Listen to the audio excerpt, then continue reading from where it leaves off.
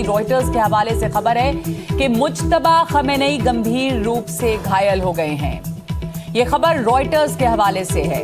Mujtaba Khamenei जो कि Iran के नए लीडर हैं, वो गंभीर रूप से घायल हैं। उनके पैर में चोट आई है, चेहरे और पैर में चोट आई है। यूएस इजराइल के हमले में घायल हुए थे मुज्तबा खमेनेई। इस वक्त ये खबर आ रही है कि जो नए सुप्रीम लीडर हैं ईरान के, मुज्तबा खमेनेई, उनको काफ़ी चोट आई है और ये खबर आ रही है रॉयटर्स के हवाले से। मुज्तबा खमेनेई नए लीडर हैं, नए सुप्रीम लीडर हैं ईरान के, और उन्हें जो चोट आई थी वो उससे अभी भी उबर रहे हैं, जिसमें उनके पैर में और उनके चेहरे पर गंभीर चोटें आई थीं और ये एयर स्ट्राइक्स में आई थीं। उसी एयर स्ट्राइक्स के दौरान जिसमें कि उनके पिता आयतुल्ला खमेनेई की मौत हुई थी और शुरुआत में जो जंग के हमले हुए थे उस वक्त उन्हें भी चोटें आई थी मुज्तबा खमेनेई की। इस वक्त खबर ये आ रही है कि ये जो चोटें हैं वो गंभीर हैं। जो उनके करीबी लोग हैं उन्होंने रॉयटर्स को ये बताया है कि इस हमले में मुज्तबा खमेनेई के चेहरे पर गंभीर चोट आई थी, जो कि तेहरान में, सेंट्रल तेहरान के कंपाउंड में हमला हुआ था। उसी वक्त दोनों ही पैरों में भी उनके गंभीर चोट आई थी। राजीव रंजन हमारे साथ जुड़े हैं, तो ये एक बड़ी खबर इस वक्त आ रही है। हालांकि जो वो घायल हुए हैं मुज्तबा खमेनेई, वो पहले ही घायल हुए थे एयर स्ट्राइक्स के दौरान, लेकिन इस वक्त इसे रॉयटर्स एक तरह से कंफर्म कर रहा है। तो राजीव, इस बारे में जानकारी दीजिएगा कुछ।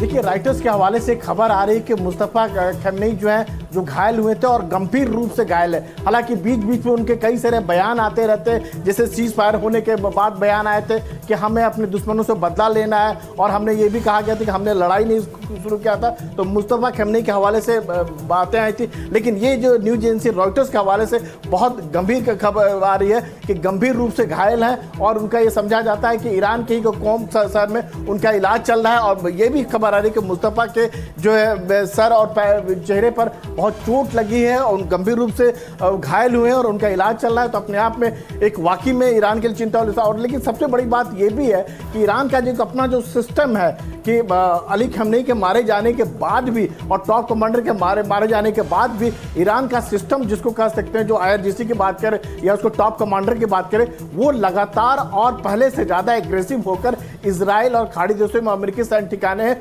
उसको जवाब दे रहे थे। हालांकि मुज्तबा के हवाले से जो कई सारी बातें निकल के आई थी, उनका स्टेटमेंट आया था, बयान आया था, तो वो अब देखने वाली बात होगी क्या इस हालत में गंभीर रूप से घायल है, उस हालत में वो जो उनके हवाले से जो बात कही गई थी वो कितनी सही है, कितनी सही नहीं है, वो एक अलग मुद्दा है। लेकिन ये ज़रूर है कि रॉयटर्स के हवाले से जो खबर है कि मुज्तबा जो है गंभीर रूप से घायल है, मुज्तबा के चेहरे और पैर में गंभीर चोट आई हुई है। जी ठीक है राजीव, धन्यवाद। गंभीर चोटें आई हैं मुज्तबा खमेनेई की, ये एक बड़ी खबर है इस वक्त। और पाकिस्तान से हमारे साथ हमारे मेहमान जुड़े हुए हैं, आपके पास मैं आऊँगी अभी इस खबर पे भी, लेकिन उससे पहले एक जानकारी दे दूँ कि इस्लामाबाद बातचीत को लेकर ईरान की मीडिया में क्या खबरें चल रही हैं। ईरान की मीडिया इसे युद्ध का दूसरा चरण बता रही है। अब आज ईरान की मीडिया में क्या बड़ी हेडलाइंस हैं, ये आपको विस्तार से बताते हैं, क्योंकि ईरान का पर्सपेक्टिव क्या है वो जानना ज़रूरी है कि वो क्या कैसे देख रहा है इस बातचीत को। तो ये कह रहा है कि युद्ध नहीं है लेकिन प्रतिरोध जारी रहेगा। ईरानी अखबारों की ये सुर्खियां हैं कि ये जंग नहीं है लेकिन प्रतिरोध, रेजिस्टेंस जारी रहेगा। ईरान की रक्षा का तीसरा अध्याय शुरू हो रहा है, यानी कि जो फेजेस हैं युद्ध के, उसका ये तीसरा चैप्टर है और ईरान की सुरक्षा कैसे की जाए इसका तीसरा अध्याय है।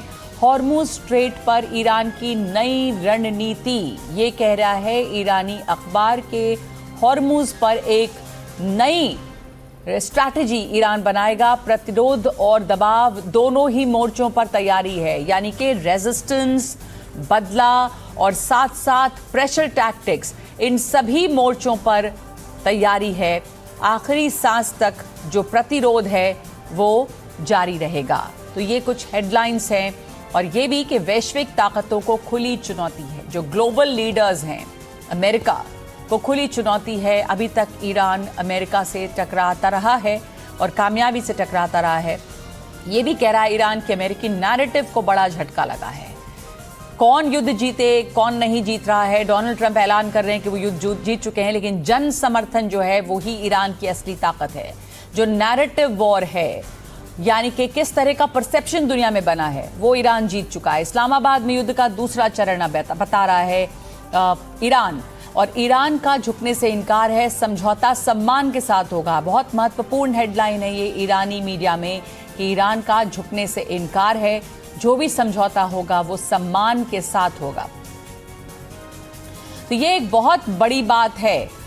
हमारे साथ में हम पाकिस्तान से हमारे मेहमान जुड़े हुए हैं। मैं इस पर आपके कमेंट जानना चाहूँगी जहांगीर साहब के। ईरान ने ये कहा है कि ये जो एक नया चैप्टर शुरू हुआ है और कोई भी समझौता जो होगा उस पर ईरान झुकेगा नहीं। ईरान सम्मान के साथ, इज्जत के साथ ही समझौता करेगा, और जो दुनिया की बड़ी ताकतें यानी खुल के अमेरिका की बात है, उसे खुली चुनौती है। तो ये इस मूड में ये बातचीत हो रही है।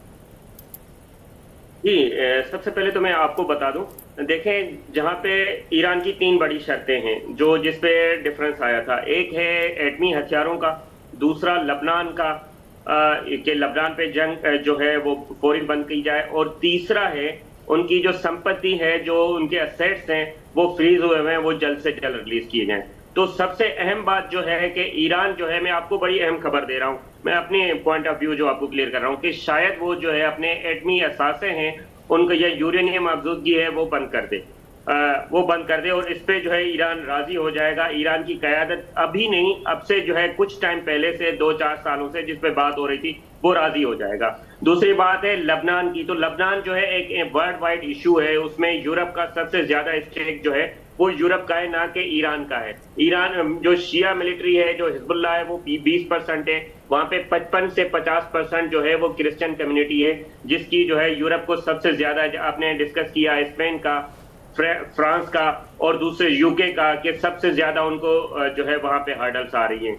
और तीसरा जो अहम मुद्दा है, जो ईरान जो पहले डिमांड कर रहा था कि हमारे जो जंग में नुकसान हुए हैं वो हमें दे दें, तो उससे वो पीछे हट गया। अब सिर्फ और सिर्फ एक मुद्दा है ईरान के पास कि हमारा जो है वो हमारे अकाउंट जो फ्रीज हुए हुए हैं इंटरनेशनल वर्ल्ड वाइड, वो हमें जो है रिलीज किए जाएं, ताकि जो है हम अपनी जो जंग में मामला हैं उसको चलाएं। तो मुझे ये जंग जो है, जो मेरी पॉइंट ऑफ व्यू है, मेरी रिसर्च है, ये जंग मुझे समेटती हुई नजर आ रही है।